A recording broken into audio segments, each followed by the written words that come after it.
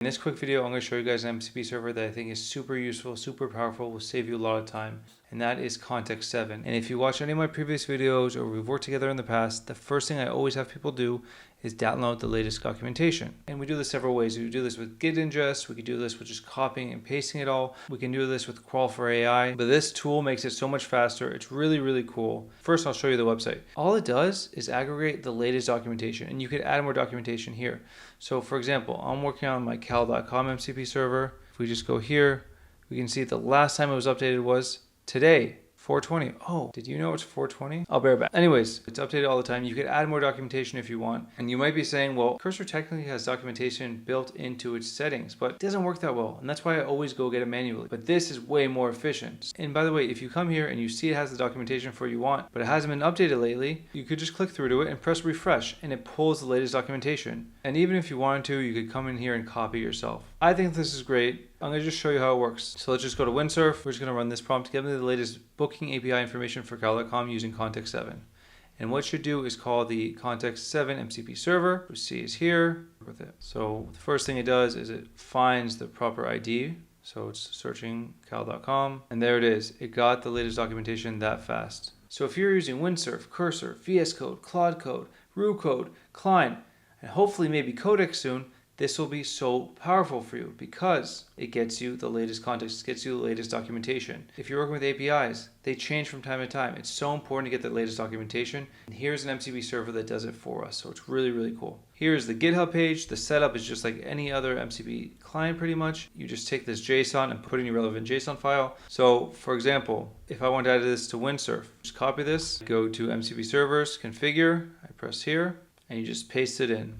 And just like all other clients, if you already had MCP servers installed, you just add a comma after this bracket, enter, and you paste it in. Now, we don't need it all. Sorry, I'm one-handed, so just like that. And that's how you add MCP servers to pretty much every single client right now. Windsurf, Cursor, VS Code, Claude Code, Rue Code, Codex maybe. All of them. It's all pretty much the same. If you need help, look at my previous videos or you can book a call with me. Okay, yes, I forgot. VS Code has a different way of adding MCP servers. So let's do this really quickly together. We're in VS Code. We can do Command-Shift-P, type in MCP, press add a server. We're going to make it stdio, and we should put the command in here. So we're just going to do npx space -y and then copying this in there.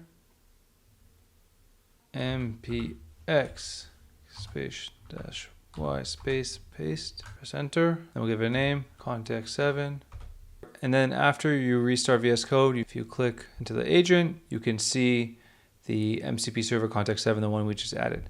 But VS Code has another really cool feature, which pretty much lets it look for any other MCP servers installed on your computer. So if you installed MCP servers for Claude Desktop, or for Windsurf, or for Cursor, or for anything else, you just press this button here. It says, trust MCP servers from Windsurf. So we could say, trust MCP servers from Claude Desktop, trust MCP servers from Cursor, trust. Okay, so that was a really cool feature.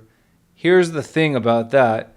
I now have 197 tools, which is a record for me. And that's just because I use all these MCP servers and tools installed separately for each individual IDE or client. Another cool thing about the way VS Code implemented MCP is that you can just turn them off. So yeah, we see Context 7 3 times from Claude Desktop. From Windsurf, we don't need it. And you could also turn off specific tools. Very, very cool. So as we get used to this new problem of having too many tools running at one time, VS Code has the best way of adding MCP servers, and you can either turn off individual tools or the entire MCP server itself. I know this is a really quick video. I just wanted to share this MCP server with you guys because I think it's really cool. Not a sponsored video at all. I just think it will save you guys so much time. It's already saved me a lot of time. If you know of any other MCP servers that I should try out that you think are useful as well, let me know. Drop them in the comments below. If you haven't done so already, please subscribe to the channel. It really helps me grow. Thank you for watching and have a great day.